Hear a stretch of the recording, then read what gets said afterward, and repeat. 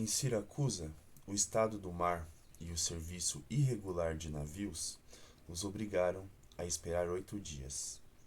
Todos os instantes que eu não passara junto de Marceline, passava-os no velho porto, o pequeno porto de Siracusa, cheiro de vinho azedo, ruelas enlameadas, fétido bazar onde desfilavam carregadores, vagabundos, marinheiros embriagados.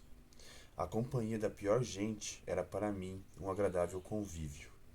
E que necessidade tinha eu de entender sua linguagem quando toda a minha carne a saboreava? A brutalidade da paixão tomava ali, a meus olhos, um, um hipócrita aspecto de saúde e de vigor. Fingia ignorar que sua vida miserável não podia ter para eles o mesmo gosto que tinha para mim. Ah, gostaria de rolar com eles por baixo das mesas e só despertar no fio tristonho da manhã. Aguçava junto deles o meu crescente horror ao luxo, ao conforto, a tudo que me cercava, a essa proteção que a minha nova saúde tinha tornado inútil, a todas essas precauções que tomamos para preservar o corpo do contato perigoso da vida. Minha imaginação avançava em sua existência. Gostaria de acompanhá-los mais longe, de penetrar na sua embriaguez. Mas, de repente, revia Marceline. Que faria ela nesse momento? Sofria, chorava, talvez. Levantava-me às pressas, corria, voltava ao hotel, onde parecia escrito sobre a porta: aqui os pobres não entram. Esse aqui é um trecho de O Imoralista, de André Gide. É um livro super interessante, uma boa surpresa, que vai aqui ser narrado pelo protagonista Michel. O Michel é um cara erudito, é um historiador, é um cara que é dono de uma grande fortuna, dono de terras. Ele se casa com Marceline, aqui citada, muito para agradar ao pai, que em seu leito de morte mostra uma preocupação em deixar Michel sozinho. Então meio que Michel, ele se casa muito para atender ao desejo e à vontade do pai. Ele vai criando por Marceline uma espécie de amor muito cuidadosa, um amor cuidadoso, né, no qual ele se preocupa muito com ela. E o Michel e a Marceline, eles têm uma vida bastante incomum. Eles não têm um endereço fixo. Ao longo da narrativa do Michel, ele vai falando de lugares pelos quais eles vão passando, né? Desde a África, a Itália, a França, e aí vai. O Michel, nesse percurso, ele é acometido por uma tuberculose. Ele fica muito doente. Ele tem os cuidados de Marceline, muito devotada ao marido. E depois que ele se recupera dessa tuberculose, ele vai passando por uma espécie de transformação. Ele vai criando um novo olhar sobre a vida. Ele que sempre teve uma vida muito restrita no meio acadêmico, no meio erudito, no meio de filósofos, no meio de historiadores, ele vai começando a renegar essa vida. Aliás, ele vai questionando se realmente ele tinha uma vida, se realmente ele começou a viver.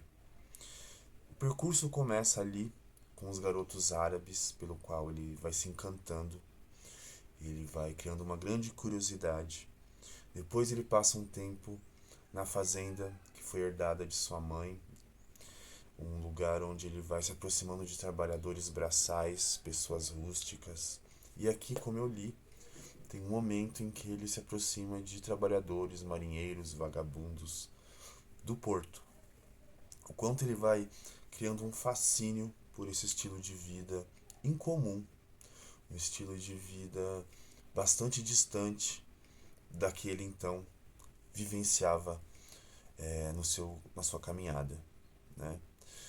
O Michel Gide, aqui nesse romance, muito curto aliás, né? Não sei se pode chamar de romance ou de uma novela, ele vai confrontando o que se entendia até então na França. O André Gide, ele era francês.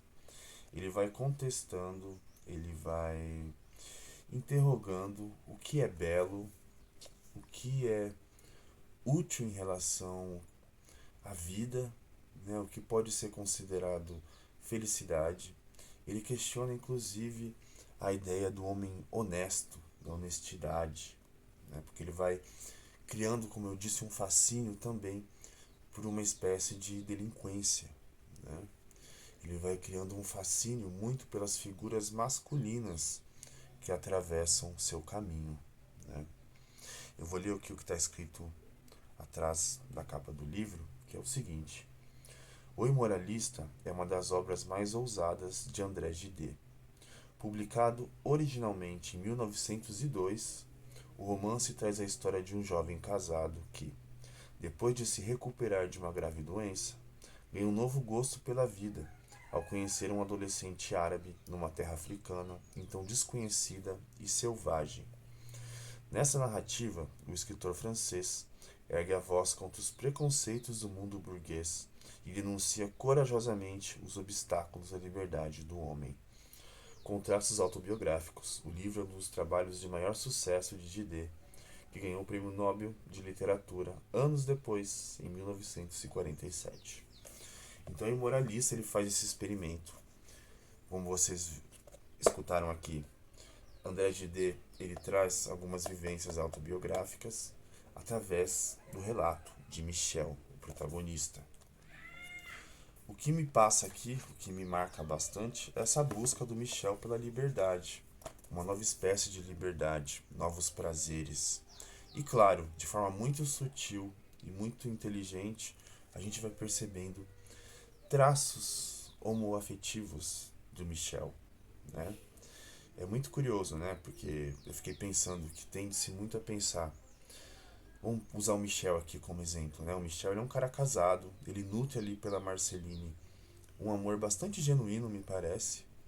Ao mesmo tempo, ele vai criando uma certa sexualidade, experimentando uma certa sexualidade através do olhar, através do desejo, através de sua inquietação. Então, seria muito comum, talvez, a gente pensar o Michel como um homossexual enrustido, né, casado por conveniência.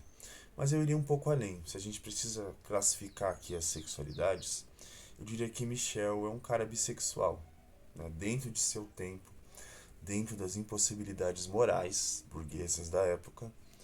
Ele meio que se vê amarrado numa vida bastante limitada. Apesar de amar Marceline, que vai adoecendo ao decorrer do livro, conforme Michel vai ficando mais saudável, Marceline vai ficando mais doente. Então tem uma relação aí de perdas e ganhos, né, nessa experiência que os dois vão compartilhando, na experiência subjetiva do Michel.